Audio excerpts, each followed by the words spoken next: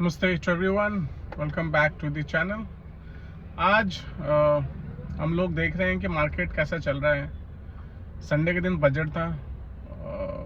Budget में आप लोगों ने देखा होगा कितना ज़्यादा ड्रॉप आया था because of the raise in the STT. अब जिसको एसटीटी नहीं पता है, ये जब आप फ्यूचर एंड ऑप्शंस करते हैं तो उसमें चार्जेस होते हैं जो कि इंक्रीज़ हुए हैं। उसकी वजह से मार्केट आपने देखा होगा, पहले तो मूवमेंट अपवर्ड का था, बट जैसे ये न्यूज़ जैसे इसके ऊपर डिस्कशन हुआ या जैसे अनाउंसमेंट हुआ तो मार्केट वहाँ से अच्छा खासा गिरा। उसके बाद मंडे के दिन आपने देखा कि स्टॉक थोड़ा सा इम्प्रूव हुआ, थोड़ा सा 1% की उसमें ग्रोथ आई थी निफ्टी की, क्योंकि देयर वर अदर थिंग्स। क्योंकि इंडस्ट्री को काफ़ी सारी चीज़ों के बारे में जो हमारी फाइनेंस मिनिस्ट्री है उन्होंने उस पर प्रमोट करने के लिए जो कहा गया, उसकी वजह से थोड़ा सा इंक्रीमेंट हमने देखा।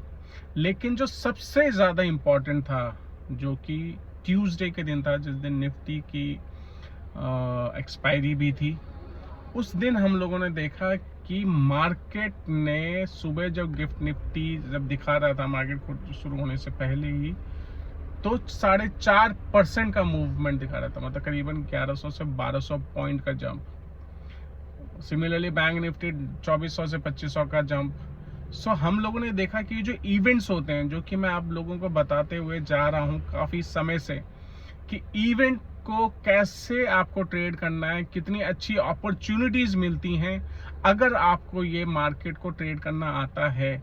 तो आप दोनों तरफ मार्केट, अगर जो कोई इसमें कहेगा जो लॉन्ग टर्म इन्वेस्टर्स थे उनको कुछ फ़ायदा ज़्यादा हुआ नहीं है, क्योंकि मार्केट ने जैसे ही 1200 का इम्प्रूवमेंट दिखाया था उसके बाद वो गिर गया था, तो वो 2% पे रहा, एक्चुअल 4% का था।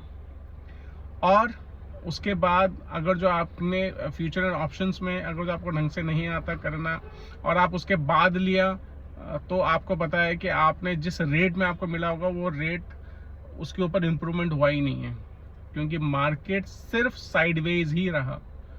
एक फर्स्ट कैंडल जो थी वो कैंडल सबसे बड़ी कैंडल थी, उसके बाद मार्केट सिर्फ साइडवेज रहा। तो ट्यूसडे का मार्केट भी ऐसे गया। आज आप लोगों ने देखा होगा कि वेंसडे के दिन मार्केट एज इज कंप्लीटली उसमें साइडवेज बना रहा, बल्कि थोड़ा मार्केट में अच्छी अपॉर्चुनिटी थी, लेकिन आईटी की वजह से पूरा मार्केट जो है वो मूवमेंट दे ही नहीं पाया। लेकिन आईटी में अच्छी अपॉर्चुनिटी थी। अब वही मैं कहना चाह रहा हूँ कि आईटी में अपॉर्चुनिटी थी, लेकिन क्या आप लोगों ने अपॉर्चुनिटी को ग्रैब कर पाए? क्योंकि आईटी खुलते ही सार तो हर स्टॉक तो 5 से 6% ड्रॉप था, चाहे वो टीसीएस हो, चाहे वो इन्फोसिस हो, चाहे वो परसिस्टेंट 7 से 8% था, चाहे वो विप्रो हो, you name, and all the stocks were 4 to 5%, 6-7% drop. तो आप लोगों ने उसका फायदा कैसे उठाया? अब पहले तो पता था नहीं कि एचसीएल गिरेगा, ये टीसीएस गिरेगा। ये तो जब वो जो एआई की वजह से मार्केट हमारा ड्रॉप हुआ है।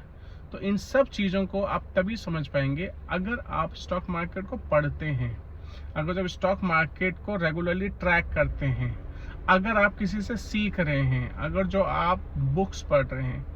सो मैं पहले से ही बोलता हुआ आ रहा हूँ, हमारी थीम भी वही है कि हमें स्टॉक मार्केट में जो माइंडसेट है उसके ऊपर काम करना है। माइंडसेट कैसे ग्रो करना है, कैसे डेवलप करना है, वो होगा आपकी स्टडीज से।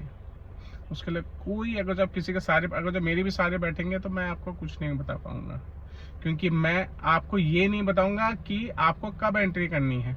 मैं आपको ये जरूर बता सकता हूं कि मार्केट में जो अभी कंडीशन चल रही है, ये स्टॉक क्या कह रहा है, ये जो सपोर्ट है ये सपोर्ट क्यों है, ये रेजिस्टेंस क्यों है, यहाँ से मार्केट क्यों टर्न होगा, या ये 3 वाइट सोल्जर्स हैं या 3 ब्लैक क्रोज हैं, ये क्या हैं, या there are thousands of other things.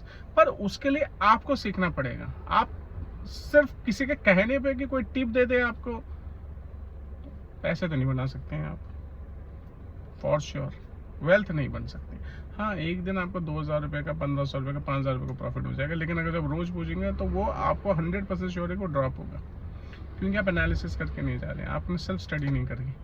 तो मैं बार बार कह रहा हूँ, please focus on your studies, give time to yourself, read books, there are so many books that I have shared before also, do those in your daily habit. And you will see there is abundance of opportunity, और आप हम सब लोग उसमें बहुत अच्छा कमा सकते हैं। तो thank you so much for watching.